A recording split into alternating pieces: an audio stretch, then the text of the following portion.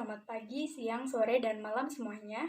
Saya Rias Isnenda, mahasiswa dari Universitas Tidar, jurusan Ilmu Komunikasi tahun 2019.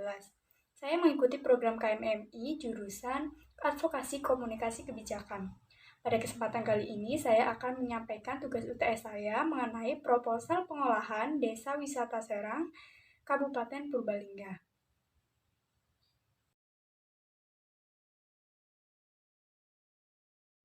Pertama, saya akan menjelaskan mengenai latar belakang didirikannya Desa Wisata Serang. Sektor pariwisata memiliki peranan yang cukup penting dalam mendapatkan perekonomian nasional. Namun demikian, di tengah situasi pandemi COVID-19, sektor pariwisata bisa dikatakan sebagai sektor yang paling terimbas. Kementerian Pariwisata dan Ekonomi Kreatif memprediksikan bahwa pendapatan devisa dari sektor pariwisata di Indonesia menurun hingga 50%.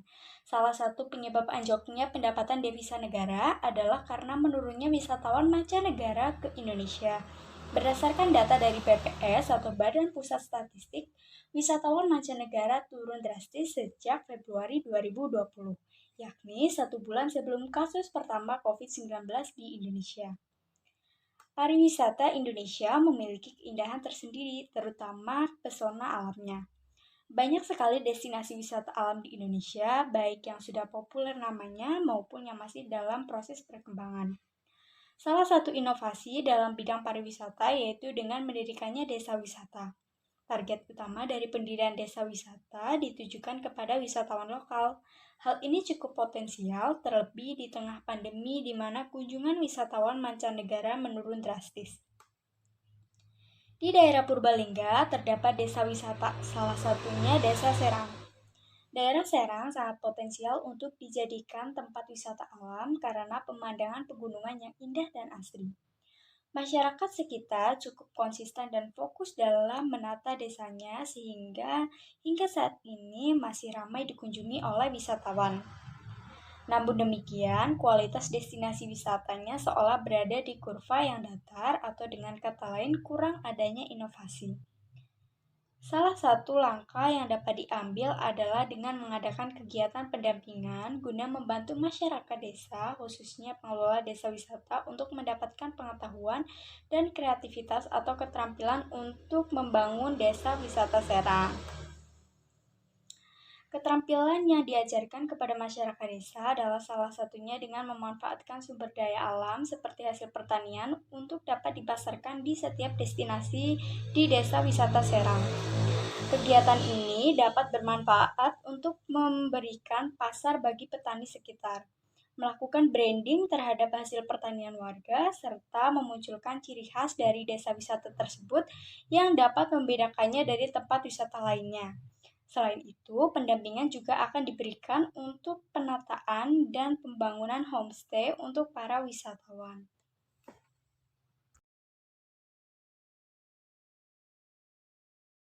Tujuannya adalah meningkatkan pengetahuan serta keterampilan warga dalam mengelola tempat wisata dan mengoptimalkan sumber daya yang ada, meningkatkan pengetahuan serta keterampilan dalam penataan dan pembangunan homestay, melatih warga untuk dapat terus berinovasi dalam mengolah destinasi wisata. Wisata Serang berada di Kecamatan Karangreja, Kabupaten Purbalingga, Provinsi Jawa Tengah. Desa ini menyuguhkan keindahan alam dan daerah pegunungan yang sangat asri dan menjadi daya tarik. Wisata Serang berada di Kecamatan Karangreja, Kabupaten Purbalingga, Provinsi Jawa Tengah. Desa ini menyuguhkan keindahan alam dan daerah pegunungan yang sangat asri dan menjadi daya tarik tersendiri bagi wisatawan. Selain itu, Desa Serang sering dikenal sebagai desa penghasil buah stroberi dan berbagai jenis sayuran. Oleh karena itu, diupayakan agar hasil pertanian dari masyarakat Serang juga diangkat di destinasi wisata sehingga semakin memperkenalkan kekayaan alamnya dan menjadikannya sebagai ciri khas tersendiri serta berpotensi meningkatkan pendapatan dari petani lokal di analisis situasi, deskripsi potensi dan permasalahan. Yang pertama, tinjauan potensi kondisi desa wisata Serang. Kondisi fisik. Akses tempat wisata berada di tepi jalan raya sehingga memudahkan para pengunjungnya. Pos pantau yang berada di tempat yang strategis sehingga dapat memantau keadaan di area wisata dengan mudah. Toilet yang bersih dan nyaman, kios penjual yang rapi dan sesuai dengan arahan pembangunan, serta tempat parkir yang selanjutnya masuk ke kondisi non-fisik. Yang pertama, data pengunjung dan pegawai setiap bulannya. Data pengunjung setiap bulan sekitar ada 1.500 orang yang mengunjungi desa wisata Serang. Sedangkan untuk pegawainya adalah sekitar 27 orang. Selanjutnya adalah tinjauan permasalahan desa wisata Serang, yaitu mengenai akses tidak dapat dijangkau dengan menggunakan kendaraan umum, melainkan harus menggunakan kendaraan pribadi. Pemecahan masalah atau analisis SWOT.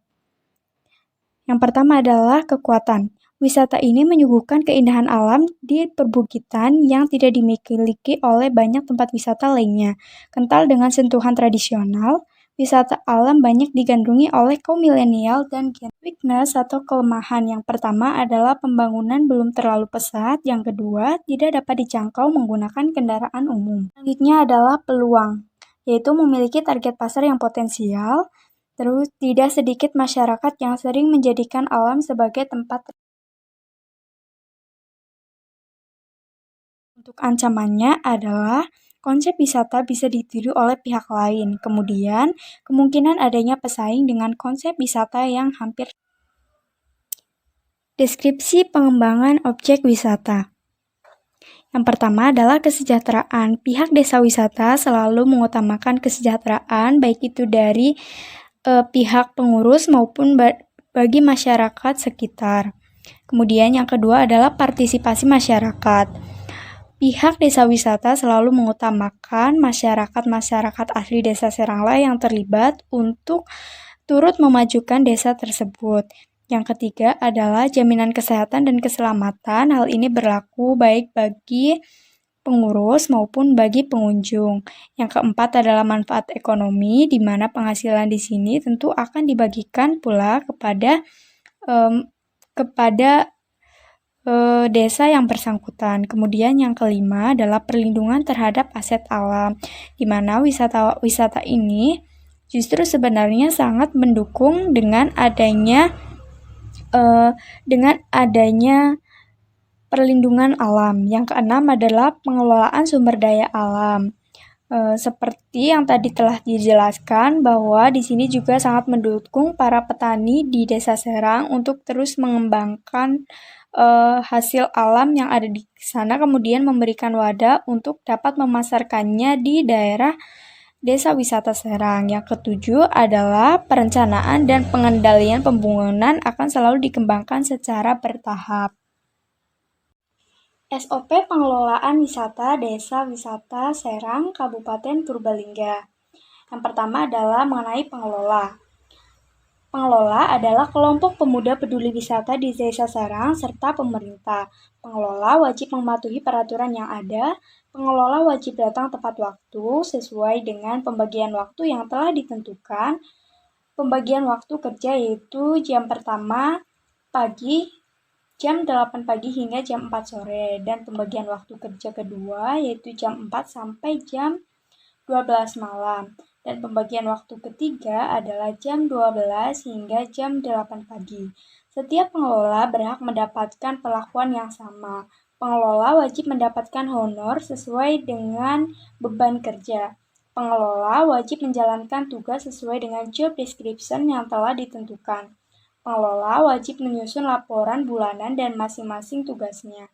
Pengelola wajib menjaga citra baik dari tempat wisata, baik itu kenyamanan, keamanan, kebersihan, keramahan, dan keindahan tempat wisata. Pengelola wahana wajib beramah tamah dengan pengunjung dan mengutamakan keamanan, keselamatan. Pengelola wajib melakukan pengecekan terhadap sarana prasarana dan wahana tempat wisata serta secara berkala. Apabila terjadi kecelakaan kerja, maka pengelola tersebut wajib mendapatkan asuransi atau bantuan dana pengobatan sesuai dengan ketentuan yang telah disepakati. Pengelola yang tidak bekerja sesuai dengan aturan akan dikenakan sanksi yang telah disepakati bersama. Pengelola yang terbukti melakukan tindakan korupsi maka akan ditindak dan diberikan sanksi sesuai dengan aturan yang berlaku. Pengelola yang melakukan tindakan mencoreng nama baik wisata akan mendapatkan sanksi dan bahkan dikeluarkan. Pengelola wajib mematuhi protokol kesehatan untuk pencegahan penularan virus COVID-19, memakai masker, menjaga jarak, dan mencuci tangan. Selanjutnya adalah untuk pengunjung. Jadwal pengunjung ke Desa Wisata Serang adalah 24 jam dan wisata malam dibuka pada pukul 18 waktu Indonesia Barat. Pengunjung yang akan memasuki tempat wisata wajib membeli tiket seharga Rp20.000 per orang. Pengunjung wajib menjaga kebersihan, keamanan, dan kenyamanan serta ketertiban di area wisata. Pengunjung dilarang merusak segala sarana dan prasarana atau fasilitas yang ada. Bagi pengunjung yang merusak fasilitas yang ada, maka akan diberikan sanksi sesuai dengan ketentuan yang berlaku. Pengunjung harus menghormati tradisi, adat istiadat, dan budaya yang ada di Desa Wisata Serang. Pengunjung wajib mematuhi peraturan yang ada di Desa Wisata Serang. Bagi pengunjung yang melanggar peraturan yang ada, maka akan diberikan sanksi sesuai dengan ketentuan. Apabila terjadi kecelakaan pengunjung, maka pengunjung akan mendapatkan asuransi atau bantuan pengobatan dari pihak pengelola Desa Wisata Serang. Pengunjung wajib mematuhi protokol kesehatan untuk pencegahan penularan virus COVID-19, memakai masker, menjaga jarak, dan mencuci tangan. Selanjutnya adalah untuk pedagang. Pedagang diutamakan berasal dari warga asli Serang. Bagi pedagang yang berasal dari luar Desa Serang, maka akan diberikan harga pendaftaran penjualan yang lebih tinggi dibandingkan harga untuk warga asli Serang. Biaya pendaftaran untuk berjualan adalah 1 juta bagi warga asli Serang dan 2 juta bagi warga di luar Desa Serang. Produk yang dijual diutamakan memiliki ciri khas sebagai produk yang dijual di Desa Wisata Serang. Pedagang dilarang menggunakan bahan pengawet dan bahan terlarang lainnya. Pedagang dilarang menjual barang-barang terlarang seperti miras, obat-obatan terlarang lainnya. Pedagang dilarang melakukan persaingan yang tidak sehat terhadap sesama penjual. Tempat berjualan disediakan oleh pengelola Desa Wisata Serang sehingga pedagang dilarang mendirikan bangunan sendiri. Pedagang wajib membayar biaya sewa dan listrik sebesar Rp700.000 setiap bulan.